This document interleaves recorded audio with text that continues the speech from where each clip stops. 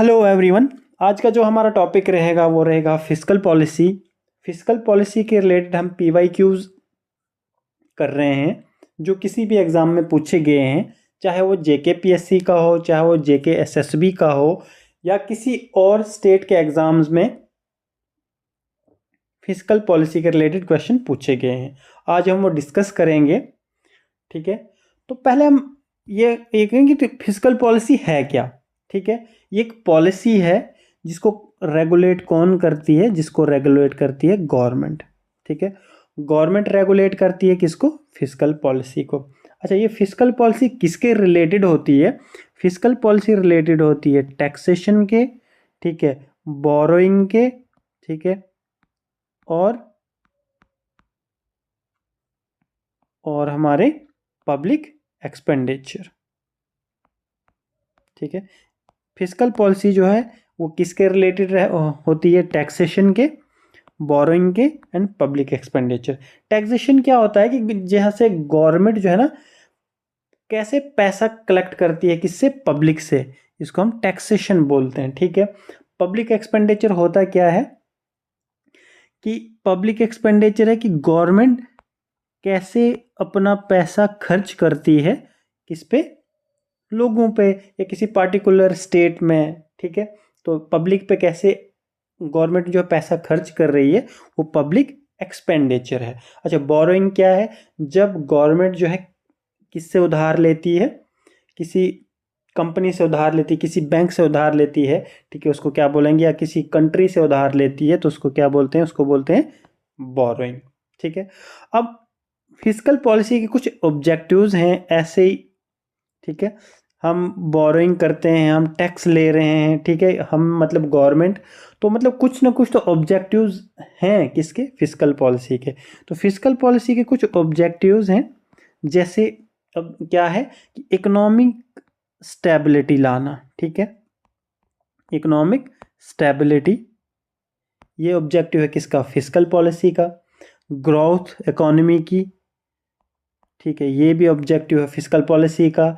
Employment, employment generation, ठीक है, employment create करना, ये भी क्या है? ये ऑब्जेक्टिव है किसका? फिस्कल पॉलिसी का। ठीक है, अच्छा, उसके बाद इन्फ्लेशन कंट्रोल, इन्फ्लेशन को कंट्रोल करना, ये भी क्या है? ये भी ऑब्जेक्टिव है किसका? फिस्कल पॉलिसी का।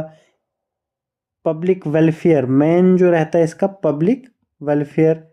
ठीक है, ये भी ऑब्जेक्टिव है किसका? फिस्कल पॉलिसी का। ठीक है, इनकम डिस्ट्रीब्यूशन, इनकम डिस्ट्रीब्यूशन, ये भी क्या है? ये ऑब्जेक्टिव है फिस्कल पॉलिसी का। ठीक है, इसलिए फिस्कल पॉलिसी को क्या किया जाता है? रेगुलेट किया जाता है। और कौन इसको रेगुलेट करता है? वो करती है गवर्नमेंट।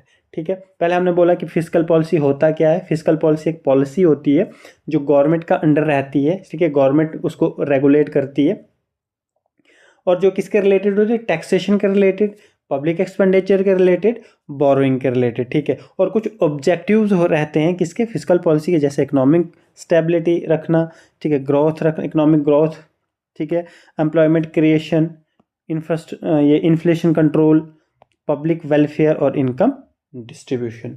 ठीक है, तो पहला हमारे पास क्वेश्चन है कि fiscal policy primarily deal with, fiscal policy किससे डील करती है? मैंने आपको पहले ही बोला कि फिस्कल पॉलिसी जो है डील करती है किससे? Government, taxation and expenditure. ठीक है, फिस्कल पॉलिसी जो है वो गवर्नमेंट रेगुलेट करती है, और किसके रिलेटेड है? टैक्सेशन एंड एक्सपेंडिचर के। ठीक है, तो इसका ऑप्शन नंबर बी जो है करेक्ट आंसर है। जैसे मनी सप्लाई है, जो मनी सप्लाई को कौन कंट्रोल करता है? मनी सप्लाई को कंट्रोल करता है आरबीआई। कौन? RBI. Banking regulation, banking regulation को कौन कंट्रोल करता है? इसको भी आरबीआई। ठीक है, बैंकिंग रेगुलेशन। अच्छा, फॉरेन एक्सचेंज, फॉरेन एक्सचेंज ये क्या है? एक एक्सटर्नल सेक्टर पॉलिसी है, और इसको भी हैंडल कौन करता है? इसको भी हैंडल करता है आरबीआई। ठीक है, तो fiscal policy primarily deal with, इसका करेक्ट आंसर होगा हमारे पास क्या? Option number B. Option number B क्या है? ऑप्शन नंबर बी है गवर्नमेंट टैक्सेशन एंड एक्सपेंडिचर। ठीक है। अच्छा, क्वेश्चन नंबर सेकंड क्या है, expansionary fiscal policies used during. अच्छा, एक्सपेंशनरी फिस्कल पॉलिसी जो है ना, उसको कब यूज़ किया जाता है। एक्सपेंशनरी मतलब क्या है कि अगर कहीं इकोनॉमी में रिसेशन चल रहा है या डिफ्लेशन है, ठीक है। रिसेशन क्या हो गया कि सब कुछ क्या है कि एम्प्लॉयमेंट कम है, ठीक है, ग्रोथ कम है, कहाँ, इकोनॉमी में, तो मतलब क्या है, रिसेशन चल रहा है। डिफ्लेशन क्या होता है, डिफ्लेशन होता है इन्फ्लेशन का उल्टा, ठीक है। इन्फ्लेशन क्या हो गया, इन्फ्लेशन का प्राइसेस का राइज होना, और डिफ्लेशन हो गया प्राइसेस का डिक्रीज होना, कम होना। तो यहाँ ये जो करेक्ट ऑप्शन क्या है कि एक्सपेंशनरी फिस्कल पॉलिसी कब यूज़ करती है गवर्नमेंट, जब इकोनॉमी में डिफ्लेशन या रिसेशन की सिचुएशन हो। तो मैंने आपको बता दिया कि इन्फ्लेशन क्या होता है कि प्राइसेस का राइज होना, और फुल एम्प्लॉयमेंट क्या होता है कि फुल एम्प्लॉयमेंट जहाँ डिमांड जो है ना ऑलरेडी हाई होती है, ठीक है। और ट्रेड सरप्लस तो आपको पता है, ट्रेड सरप्लस क्या है कि जब fiscal policy directly trade surplus को टारगेट करे, तो मतलब इसका फिस्कल पॉलिसी का कोई रोल नहीं है, ना इन्फ्लेशन इसमें, और ना ही इस फुल एम्प्लॉयमेंट में, और ना ही ट्रेड सरप्लस में। तो एक्सपेंशनरी फिस्कल पॉलिसी जो है वो किसके रिलेटेड है, वो है रिलेटेड हमारे डेफ्लेशन एंड रिसेशन के टाइम, ठीक है। और एक्सपेंशनरी फिस्कल पॉलिसी है क्या, एक्सपेंशनरी फिस्कल पॉलिसी ये है कि हम क्या करेंगे, हम टैक्सेस के रेट को कम कर देंगे और पब्लिक एक्सपेंडिचर को क्या करेंगे, पब्लिक एक्सपेंडिचर को बढ़ाएंगे, ठीक है। ये है एक्सपेंशनरी फिस्कल पॉलिसी, ठीक है।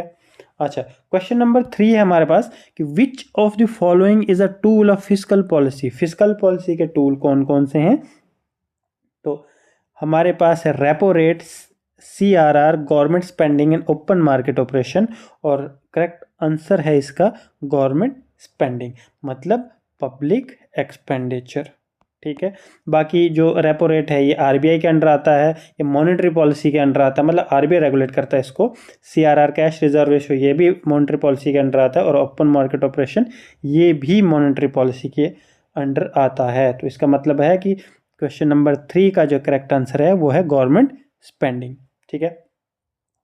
Contractionary fiscal policy includes, contractionary fiscal policy में क्या क्या आता है, जैसे हमने एक्सपेंशनरी फिस्कल पॉलिसी की, एक्सपेंशनरी फिस्कल पॉलिसी वो पॉलिसी होती है जब हम टैक्सेस को रिड्यूस करते हैं, ठीक है, टैक्सेस के रेट को रिड्यूस करते हैं, पब्लिक स्पेंडिंग को क्या करते हैं, इंक्रीज करते हैं। तो कॉन्ट्रैक्शनरी में क्या होता है कि कॉन्ट्रैक्शनरी में हम क्या करते हैं, टैक्सेस को क्या करते हैं, टैक्सेस को इंक्रीज करते हैं, ठीक है, टैक्सेस मतलब टैक्स रेट को बढ़ाते हैं, ठीक है, और पब्लिक स्पेंडिंग को क्या करते हैं, कम करते हैं, ठीक है। तो कब लगाई जाती है कॉन्ट्रैक्शनरी फिस्कल पॉलिसी, वो लगाई जाती है जब टैक्सेस बढ़ाने हों, क्या करना हो, इंक्रीज टैक्सेस, या टैक्सेशन को इन रेट ऑफ टैक्सेशन जो है क्या करना हो, इंक्रीज करना हो, ठीक है। ऑप्शन नंबर सी जो है इसका करेक्ट आंसर है, ठीक है। अच्छा, अब आते हैं हमारे पास कि बजट डेफिसिट कब होता है, क्या कि बजट डेफिसिट कब होता है। बजट डेफिसिट होता है जब हमारा एक्सपेंडिचर रेवेन्यू से ज़्यादा हो। तो option number C, option number C जो है वो करेक्ट आंसर है, ठीक है। मतलब जब हम खर्चा ज़्यादा करेंगे तो हमें मिलेगा कुछ नहीं, मतलब रेवेन्यू हमें कुछ नहीं आएगा, तो मतलब क्या है कि बजट डेफिसिट में है, ओके, ठीक है। अच्छा, फिर क्या है कि ऑटोमेटिक स्टेबलाइजर्स इंक्लूड, कहते हैं ऑटोमेटिक स्टेबलाइजर्स, उनमें क्या क्या आता है। ऑटोमेटिक स्टेबलाइजर में, ये ऑटोमेटिक स्टेबलाइजर होता क्या है पहले हम ये देखें। ऑटोमेटिक स्टेबलाइजर्स होते हैं वो चीज़ें जो बिना गवर्नमेंट के डिसीजन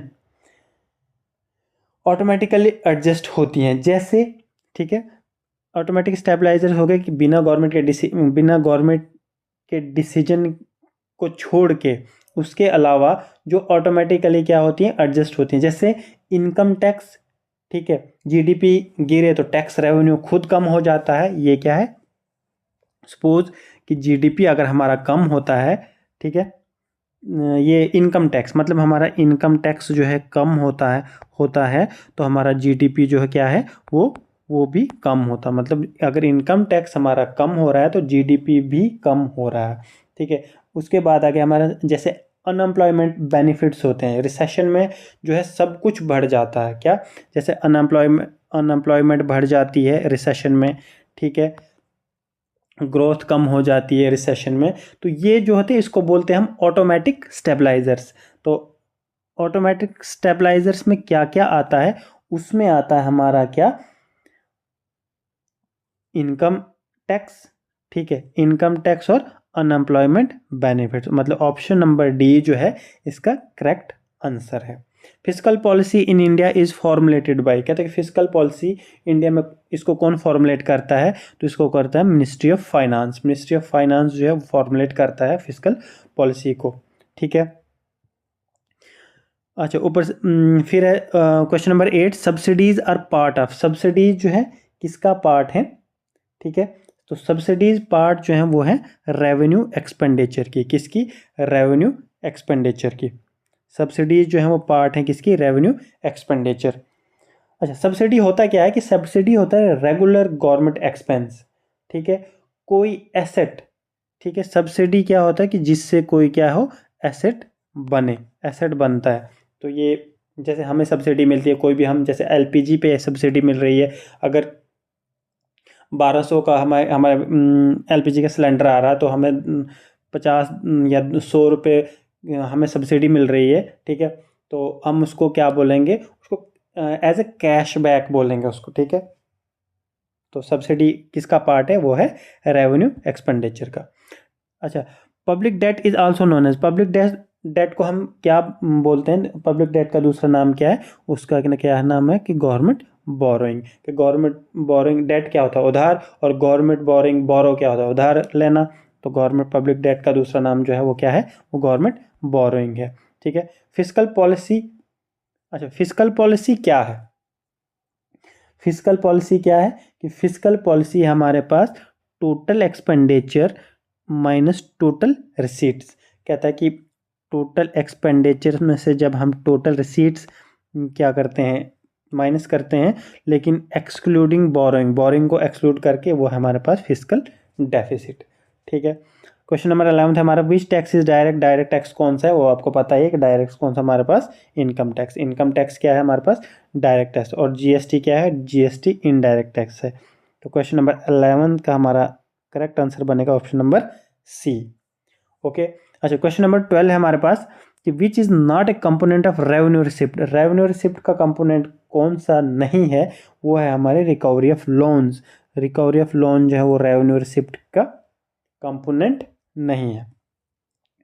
क्वेश्चन नंबर 13 है, प्राइमरी डेफिसिट क्या होता है कि प्राइमरी डेफिसिट होता है हमारे पास क्या, कि फिजिकल डेफिसिट में से जब हम इंटरेस्ट पेमेंट, फिजिकल डेफिसिट में से जब हम इंटरेस्ट पेमेंट्स को घटाएंगे, ठीक है, तो वो बनेगा हमारा क्या, वो बनेगा primary deficit.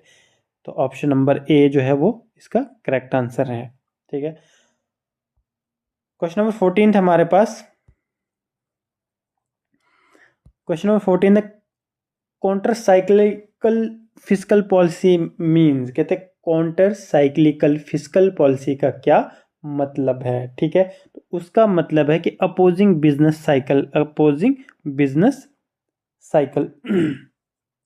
Question number 15, a reduction in income tax leads to, कहता है कि जब हम टैक्स रेट को कम करेंगे तो उससे क्या होगा, तो उससे क्या होगा, हमारी डिस्पोजल इनकम जो है बढ़ जाएगी। तो ऑप्शन नंबर बी जो है इसका करेक्ट आंसर है। डिस्पोजल इनकम क्या हो गया, डिस्पोजल इनकम हो गया हमारे पास कि टोटल इनकम में से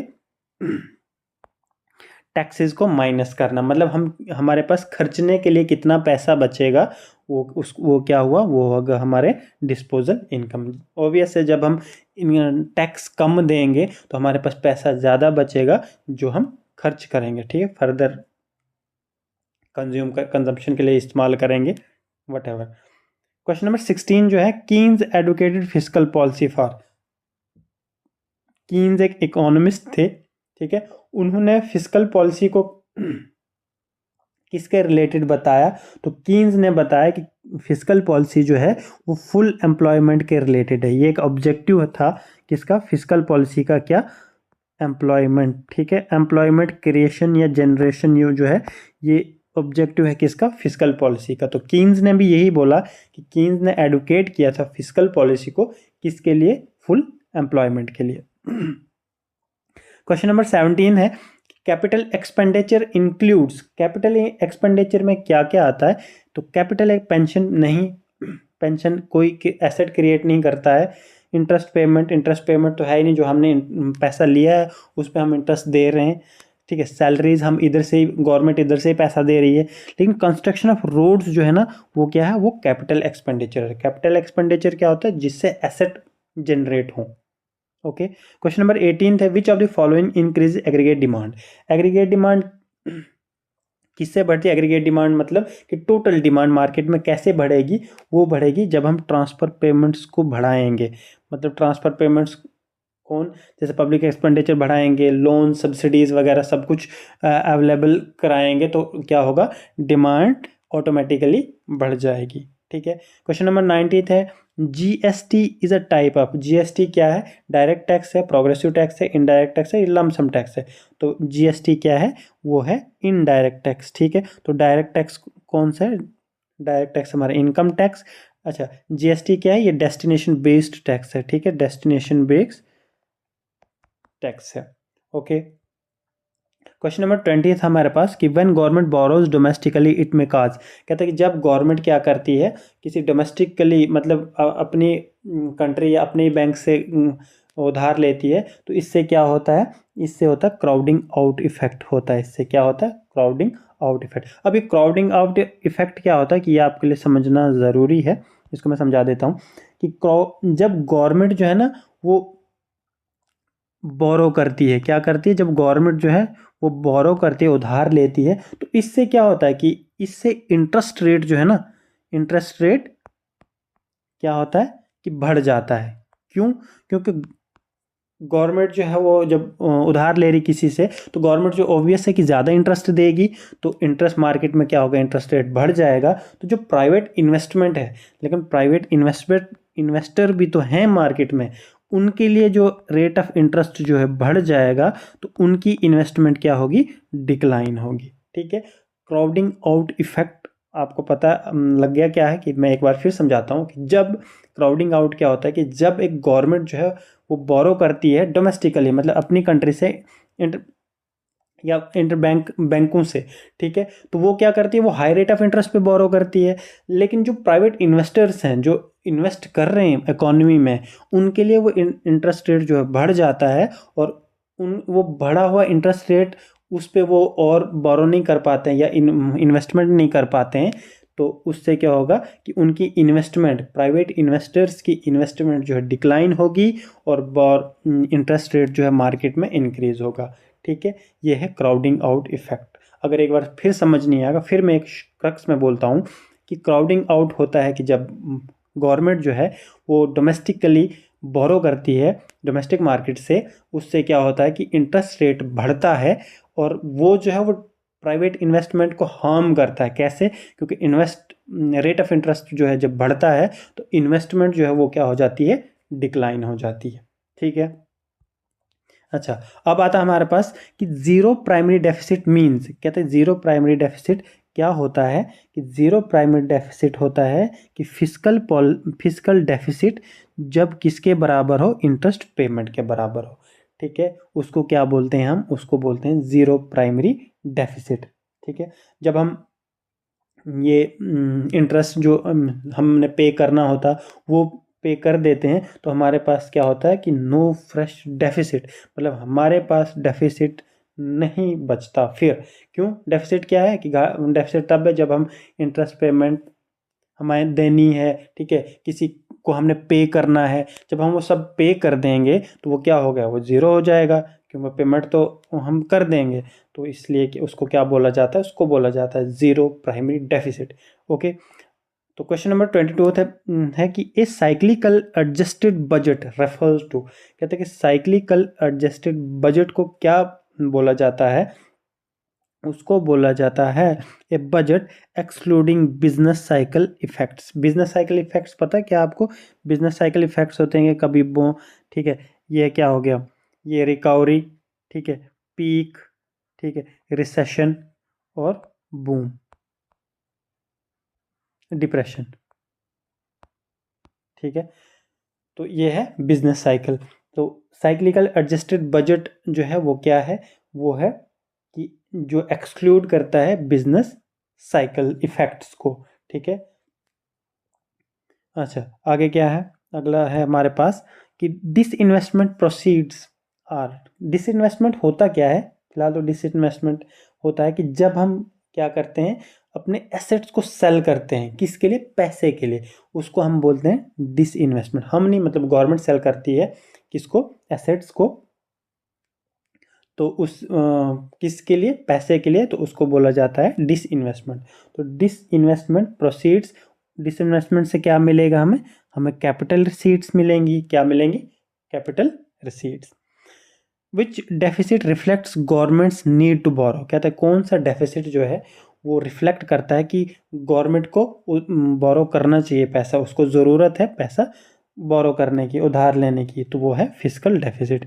फिस्कल डेफिसिट जब होता है, जब हमारे खर्चे ज़्यादा होते हैं, पैसे कम, मतलब इनकम कम है, रिसीट्स कम है, तो हम गवर्नमेंट को क्या है, गवर्नमेंट को ज़रूरत पड़ती है उधार लेने की। ओके, फिर क्या है कि increase in fiscal deficit generally leads to, कहते हैं जब फिस्कल डेफिसिट बढ़ता है तो उससे क्या होता है कि उससे होता है हमारे पास क्या, इन्फ्लेशन।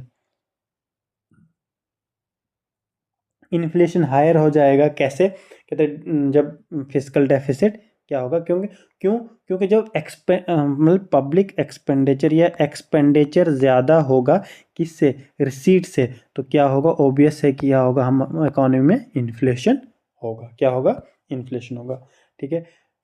अच्छा, अगला क्वेश्चन है हमारे पास, what is meant by tax buoyancy. Tax buoyancy क्या होता है, ये भी आपको, आपके लिए बहुत इंपॉर्टेंट है कि टैक्स बायोंसी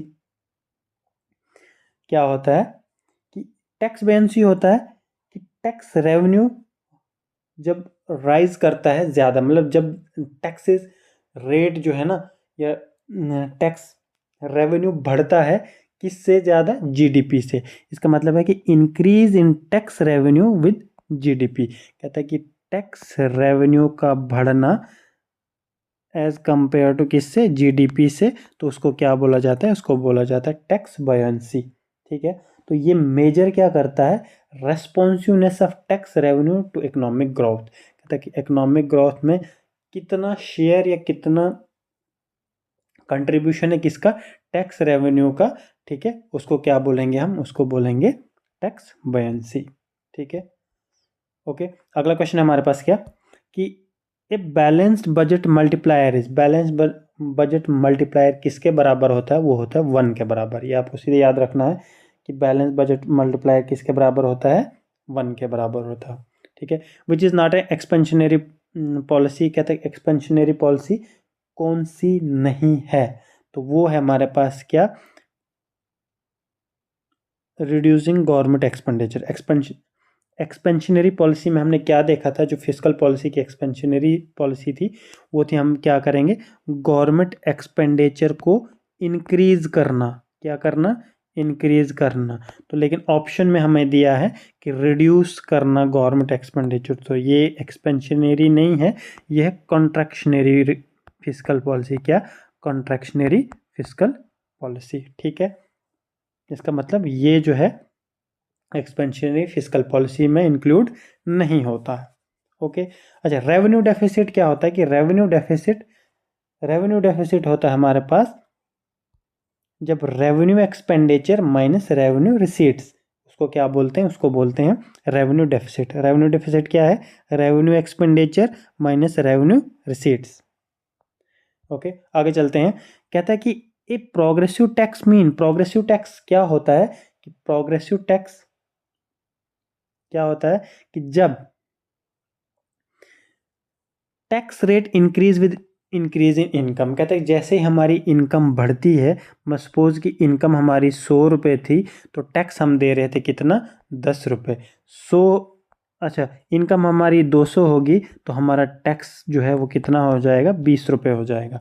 ठीक है, तो ये क्या है, ये है प्रोग्रेसिव टैक्स। क्या है ये, प्रोग्रेसिव टैक्स। ओके, अच्छा the physical responsibility and budget management जो है FRBM, जिसकी शॉर्टकट फॉर्म में एक्ट वाज इंट्रोड्यूस इन, और ये एक्ट जो इंट्रोड्यूस हुआ था 2003 में। कब, 2003 में।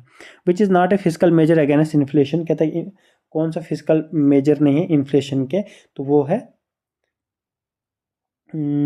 हमारे पास, अच्छा वो है कौन सा, इंक्रीज इन सब्सिडीज। सब्सिडीज को इंक्रीज करने का ये फिजिकल मेजर नहीं है, इन्फ्लेशन को मेजर करने का। ठीक है, कटिंग गवर्नमेंट एक्सपेंडिचर, जो कहता है जब हम गवर्नमेंट एक्सपेंडिचर कम करेंगे, जब हम एक्सपेंडिचर क्या करेंगे, कम करेंगे, मतलब ये क्या है, कॉन्ट्रैक्शनरी फिजिकल पॉलिसी है, मतलब इन्फ्लेशन को कंट्रोल करने की। ठीक है, टूल है ये। इंक्रीज टैक्सेस को बढ़ाना मतलब इन्फ्लेशन को कम करना, सरप्लस बजट जो है इन्फ्लेशन को कम करना। लेकिन इंक्रीजिंग सब्सिडीज, सब्सिडीज से क्या होगा, जब हम सब्सिडीज इंक्रीज करेंगे, ठीक है, उससे क्या होगा, वो इन्फ्लेशन कंट्रोल नहीं होगा। ठीक है, मेजर नहीं होगा, उससे क्या होगा, इन्फ्लेशन होगा किसमें, इकोनॉमी में। ठीक है, क्यों, क्योंकि सब्सिडीज जो है ना, सब्सिडीज की वजह से डिमांड जो है वो क्या हो जाती है, इंक्रीज होती है। क्या होती है, डिमांड इंक्रीज होती है, तो उससे क्या होगा, इन्फ्लेशन होगा। ठीक है, अच्छा आगे चलते हैं हम। तो क्राउडिंग आउट, पहले हमने ऊपर पढ़ा कि क्राउडिंग आउट होता क्या है, कि जब गवर्नमेंट, ये देखो कि जब government spending pushes out private investment, क्या गवर्नमेंट स्पेंडिंग, मैंने बोला था कि क्राउडिंग आउट को होते हैं जब गवर्नमेंट जो है वो बोरो करती है डोमेस्टिकली, कहता है डोमेस्टिक मार्केट से जब वो बोरो करती है तो रेट ऑफ इंटरेस्ट जो है ना वो हाई हो जाता है, इंक्रीज होता है, जिससे प्राइवेट इन्वेस्टमेंट क्या होती है, वो डिक्लाइन हो जाती है मार्केट में।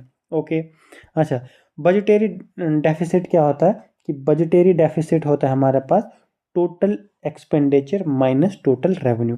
कहाँ है ऑप्शन में, वो है option number A, total expenditure minus total revenue. ये क्या है हमारे पास, बजटेरी डेफिसिट। अच्छा deficit financing generally increase, deficit financing जो है वो कैसे बढ़ती है, तो डेफिसिट फाइनेंसिंग जो है वो बढ़ती है हमारे पास किससे, एम्प्लॉयमेंट से भी और इन्फ्लेशन से भी। ठीक है, ऑप्शन नंबर सी जो है इसका करेक्ट आंसर है। ठीक है, transfer payments include, transfer payments में क्या क्या आता है, तो ट्रांसफर पेमेंट्स में आता है हमारे पास क्या, सब्सिडीज और पेंशन। ठीक है, ये क्या है, ट्रांसफर पेमेंट्स वो पेमेंट्स होती है जिनका रिटर्न हमें कुछ नहीं मिलता। ठीक है, जैसे हम पेंशन देते हैं तो हमें पेंशन, जैसे हमें पेंशन मिलती है तो हम गवर्नमेंट को देते हैं कुछ पेंशन के इसमें रिटर्न में, नहीं। जैसे हमें सब्सिडी मिलती है हम उसके रिटर्न में कुछ देते हैं, नहीं। लेकिन सैलरी जो है ना, सैलरी अगर हम लेते हैं तो मतलब हम सर्विस दे रहे हैं, सर्विस दे रहे हैं तो हमें सैलरी मिल रही है, हम सैलरीज के रिटर्न में सर्विस दे रहे हैं। लेकिन पेंशन और सब्सिडीज के रिटर्न में हम कुछ नहीं दे रहे हैं, इसका मतलब ये क्या है, ये है ट्रांसफर पेमेंट। अच्छा VAT and GST structure based on जो है वैल्यू एडेड टैक्स और ग्रॉस, ये गुड सर्विस टैक्स जो है ये किस पे बेस्ड है, तो ये बेस्ड है हमारे पे किस पे, वैल्यू एडिड पे। ठीक है, वैल्यू एडिशन पे, किस पे, वैल्यू एडिशन है। Which factor increases tax revenue without changing tax rate, कहता है कि टैक्स रेवेन्यू कैसे, कौन सा फैक्टर है जिससे टैक्स रेवेन्यू बढ़ता है, मतलब पैसा हमें ज़्यादा मिलता है टैक्स रेट को अनचेंज रखते हुए, मतलब टैक्स रेट पे कुछ कोई चेंज नहीं आती, तो वो क्या है, वो है हमारा हायर GDP। जब हमारा GDP बढ़ता है तो वो क्या है, उससे टैक्स रेवेन्यू इंक्रीज होता है without changing tax rate. Counter inflation physical policy क्या होता है, काउंटर इन्फ्लेशनरी फिजिकल पॉलिसी, ये वो पॉलिसी होती है जहाँ क्या होता है, गवर्नमेंट जो रिड्यूस करती है एक्सपेंडिचर को, रिड्यूस गवर्नमेंट एक्सपेंडिचर, ये होता है काउंटर इन्फ्लेशनरी फिजिकल पॉलिसी। इसको हम क्या बोलते हैं, इसको बोलते हैं हम कॉन्ट्रैक्शनरी फिजिकल पॉलिसी भी बोलते हैं। क्या बोलते हैं, कॉन्ट्रैक्शनरी फिजिकल पॉलिसी। ओके, आगे चलते हैं हम कि the largest component of revenue expenditure in India is usually, revenue expenditure हम कहाँ ज़्यादा करते हैं, लार्जेस्ट कंपोनेंट कौन सा रेवेन्यू एक्सपेंडिचर में। ठीक है, तो वो कौन सा है, वो है हमारे पास इंटरेस्ट पेमेंट। क्या, इंटरेस्ट पेमेंट हम ज़्यादा पे करते हैं तो वो क्या है, revenue expenditure. Which is the discretionary physical policy. Discretionary physical policy क्या है, जब हम क्या करते हैं, जब हम जानबूझ के डेलिबरेटली चेंज करते हैं टैक्स रेट्स को, तो वो ऑप्शन नंबर सी है, deliberate change in tax rate, उसको हम बोलते हैं discretionary physical policy. Which statement is true. अच्छा, कौन स्टेटमेंट सही है। रेवेन्यू डेफिसिट आल्सो हार्मफुल, नहीं, रेवेन्यू डेफिसिट जो हार्मफुल नहीं होता हर बार। कैपिटल एक्सपेंडिचर क्रिएट्स एसेट, ठीक है, हाँ, कैपिटल एक्सपेंडिचर जो है वो एसेट्स क्रिएट करते हैं, तो ये जो है, ये ऑप्शन नंबर बी जो है वो करेक्ट है। बोरोइंग रिड्यूस एक्सपेंडिचर, नहीं, बोरोइंग जो है एक्सपेंडिचर रिड्यूस करते हैं, नहीं, ऐसा तो नहीं है, तो इसका करेक्ट आंसर है वो है बी, जो कैपिटल एक्सपेंडिचर है वो एसेट क्रिएट करता है। जैसे हम किसी रोड पे इन्वेस्ट एक्सपेंडिचर करेंगे तो वो क्या है, उससे क्या होगा, वो हमारा कैपिटल एक्सपेंडिचर है। ओके, अच्छा, अगला क्वेश्चन हमारे पास 43 थर्ड क्वेश्चन है, क्या है वो, कि फिस्कल ड्रैग रेफर्स टू। अब फिस्कल ड्रैग होता क्या है, तो फिस्कल ड्रैग होता है हमारे पास जब higher tax due to inflation, ठीक है, उसको क्या बोलते हैं, फिस्कल ड्रैग। इनकम ब्रैकेट्स में हो जाती, जैसे टैक्स रेवेन्यू क्या होता है कि राइज करता है due to inflation pushing income into higher tax brackets. Simple है कि फिस्कल ड्रैग क्या होता है कि जब टैक्स जो है वो क्या हो, कहाँ ज़्यादा हो जाए, किसकी वजह से, इन्फ्लेशन की वजह से, तो उसको क्या बोलते हैं, उसको बोलते हैं फिस्कल ड्रैग। ओके, अच्छा, public debt is sustainable when. Public debt sustainable है, लेकिन कब होता है ये, तो पब्लिक डेट सस्टेनेबल तब होता है जब हमारा जीडीपी, ग्रॉस डोमेस्टिक प्रोडक्ट की जो ग्रोथ है वो ज़्यादा हो, किससे, इंटरेस्ट रेट से। तो ऑप्शन नंबर बी जो है इसका करेक्ट आंसर है, जब जीडीपी ग्रोथ रेट जो है ग्रेटर देन इंटरेस्ट रेट से हो, ठीक है। Built in stabilisers work. अच्छा, हमने पहले बात की थी ऑटोमेटिक स्टेबलाइजर्स की, तो अब है बिल्ट इन स्टेबलाइजर्स, वो हैं automatically. Sam, physical consolidation means. अब फिजिकल कंसोलिडेशन का क्या मतलब है, इसका मतलब है कि तुम्हें क्या करना है, तुम्हें डेफिसिट को कम करना है, तो उसको क्या बोलेंगे हम, physical consolidation. A rise in indirect tax usually leads to. जब इनडायरेक्ट टैक्स जो है ना बढ़ता जाएगा तो उससे क्या होगा, तो उससे होगा कास्ट पुश इन्फ्लेशन, ठीक है। कास्ट पुश इन्फ्लेशन क्या होता है कि अगर किसी चीज़ की, किसी वस्तु की क्या होती है, मैन्युफैक्चरिंग बढ़ जाती है, मैन्युफैक्चरिंग कास्ट बढ़ जाती है, तो उससे जो इन्फ्लेशन होता है, उसकी प्राइसेस बढ़ती हैं, तो वो क्या है, वो कास्ट पुश इन्फ्लेशन। जैसे सपोज हम कोई टेबल बना रहे हैं तो हमें लकड़ी महंगी पड़ रही है, हमें कारपेंटर महंगा पड़ रहा है, हमें लेबर महंगी पड़ रही है, तो हम उसी हिसाब से उस चीज़ का या उस टेबल की प्राइस सेट करेंगे, तो वो क्या है, क्योंकि अगर हमें सब कुछ महंगा पड़ रहा है तो हम उसकी प्राइस भी हाई रखेंगे, तो वो क्या हो गया, वो हो गया हमारे पास cost push inflation. Counter recessionary physical policy क्या होता है, कि काउंटर रिसेशनरी फिजिकल पॉलिसी होता है जब इनकम टैक्स जो है वो रिड्यूस हो जाए। रिड्यूस इनकम टैक्स जो है वो क्या है, वो काउंटर रिसेशनरी फिजिकल पॉलिसी है, ठीक है। तो लास्ट के 2 क्वेश्चन बचे हैं।